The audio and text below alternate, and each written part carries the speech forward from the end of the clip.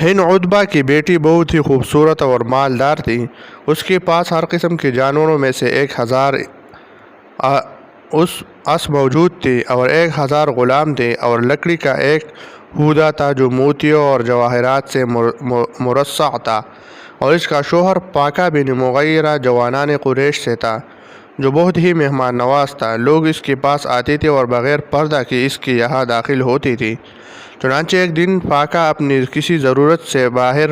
گیا تھا۔ اس کے احباب میں سے ایک شخص آیا اور گھر میں داخل ہوا، لیکن اکیلا ہند کو دیکھ کر وہ شرم سے واپس آیا۔ اس کے گھر سے نکلنے کی حالت میں پاکہ بھی آ گیا اور گھر میں داخل ہو کر اپنی بیوی ہند کو دیکھا، پر وہ شک میں پڑ گیا اور بدگمان ہوا اور ہند سے جھگڑا کیا اور اس سے کہا تو اپنے ماں باپ کے گھر چلی جا۔ یہ کلمہ طلاق سے کنایہ ہے۔ اس کے بعد لوگوں میں اس بات کا چرچا پھیلا اور یہ خبر رفتہ رفتہ ہند کے باپ عتبہ تک پہنچی۔ بس اس نے ہند سے تخلیہ میں کہا، بلا شبہ لوگ تیرے معاملے میں طرح طرح کی گفتگو کرتے ہیں اور اس خبر کو کثرت سے کہتے ہیں، لہذا تو اس بات کو مجھ سے سچ سچ کہہ دے، تاکہ جو لوگ کہتے ہیں اگر سچ ہے تو میں ایک شخص کو مقرر کروں گا جو پاکہ کو خفیہ طور پر مار ڈالے اور اس سے خلاصی پائے، اور اگر یہ خبر جھوٹ ہے تو میں یمن کے پال نکالنے والوں میں سے کسی ایک کے پاس پاکہ سے محاکمہ کروں گا تاکہ تیری برات ظاہر ہو جائے اور ہم اسی پر اتفاق اور بس کریں گے۔ یہ سن کر ہند نے عتبہ سے ایسے قسمیں کھائے جس پر اس کو اعتماد ہو گیا کہ جو کچھ لوگ اس کے بارے میں کہتے ہیں یہ اس سے پاک ہے۔ اس کے بعد ہند کے باپ نے پاکہ کے پاس آدمی بھیجا اور اس سے کہا وہ پال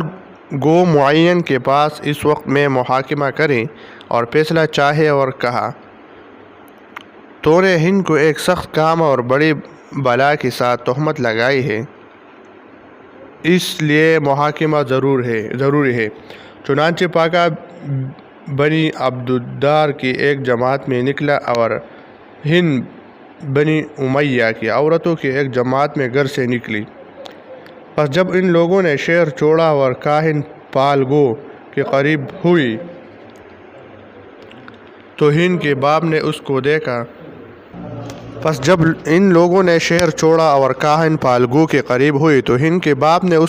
کہ اس کا رنگ پق ہو گیا ہے اور اس کی حالت بدل گئی ہے اور وہ اپنے معاملہ میں متحیر ہے۔ یہ دیکھ کر ہند کے باپ نے اس سے کہا کیا بات ہے کہ میں تم کو اس حال پر دیکھتا ہوں؟ ہند نے کہا خدا کی قسم اس بری کام کا وجود میرے پاس نہیں ہے، یعنی میں نے بدکاری نہیں کی ہے، لیکن میں ایک ایسے آدمی کے پاس آئی ہوں جو کبھی خطا کرتا ہے اور کبھی صحیح بتلاتا ہے، اس لیے میں اس کے امن میں نہیں ہوں۔ کہیں ایسا نہ ہو کہ وہ خلاف اصل مجھے اس بڑی بلا سے تہمت لگائی، یعنی مجھے ڈر ہے کہ وہ غلطی سے بدکاری کے ساتھ مجھے متہمم کرے، پس ہمیشہ ہمیشہ کے واسطے یہ برائی ہم پر رہ جائے گی۔ اس کے بعد اس کے باپ نے کہا پہلے ہم اس کاہن کا ایک پوشیدہ چیز میں امتحان کرتے ہیں، پس اگر اس نے ہم کو اس کی خبر دی تو ہم اس کے علم پر استدلال کریں گے اور اس سے فتوی دریافت کریں گے، ورنہ ہم اس کو چھوڑ دیں گے۔ پھر عتبہ نے گہیوں کا ایک دانہ لیا اور اس کو گھوڑے کی سراغ ذکر میں رکھا۔ چنانچہ جب یہ لوگ کاہن کے پاس پہنچے تو اس نے ان کو اتارا اور ان کی بزرگی اور تعظیم کی۔ اس کے بعد انہوں نے اس سے کہا ہم تمہارے پاس ایک معاملہ کے بارے میں آئے ہیں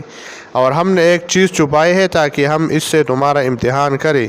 بس تم بتاؤ کہ وہ کیا چیز ہے۔ اس کے جواب میں کاہن نے کہا وہ ایک پھل ہے جو بچیرے کے سرزہ اور سوراخ ذکر میں رکھا گیا ہے۔ یہ سن کر لوگوں نے اس سے کہا ہم اس سے بھی واضح جواب چاہتے ہیں، پر اس پالگو نے کہا گہیوں کا ایک دانہ گھوڑے کی سوراخ ذکر میں ہے۔ چنانچہ لوگوں نے کہا تم نے سچ کہا، اب تم ان عورتوں کے حال میں نظر کرو۔ چنانچہ وہ ایک ایک کے قریب ہونے لگا اور کہتا جاتا تھا کہ عورت نہیں ہے، یہاں تک کہ وہ ہند کے پاس پہنچا۔ پس اس نے ہند کے شانہ پر اپنا ہاتھ مارا اور کہا خدا کی قسم تو زانیہ نہیں ہے، اور جو کچھ لوگ کہتے ہیں تو اس سے پاک ہے، اور قریب تیرے بطن سے ایک بادشاہ پیدا ہوگا جس کا نام معاویہ ہوگا، چنانچہ خبر اور گفتگو پاکا کو پہنچی تو اس کی طرف اٹھا اور اس پر متوجہ ہوا اور اس کے سر کا بوسہ لیا، لیکن ہند نے اس کو جھڑک دیا اور اس سے کہا مجھ سے دور رہو، خدا کی قسم میں ضرور یہ کوشش کروں گا کہ یہ بادشاہ تیرے علاوہ دوسرے سے پیدا ہو۔ اور وہ اس حال سے نہ ہٹی یہاں تک کہ ابو سفیان نے بھی ہند کو نکاح کا پیغام دیا اور انہوں نے اس کے واسطے اس قدر مال خرچ کیا کہ جس کا ذکر دشوار ہے۔ چنانچہ ابو سفیان سے راضی ہو گئی اور ابو سفیان نے اس سے نکاح کیا۔ اس کے بعد امیر معاویہ پیدا ہوئی اور ان کی سلطنت کا یہ حال ہوا کہ وہ زمین کے مشرق